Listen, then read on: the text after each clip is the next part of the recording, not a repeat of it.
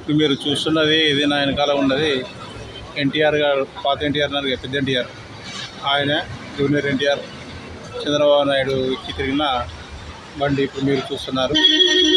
ఇది కల్లూరులో చౌదరి గారి హోటల్ అని, ఇదే చౌదరి హోటల్ భోజనం అని ఉంటుంది. ఇది 1977లో ఈ హోటల్ పెట్టడం జరిగింది.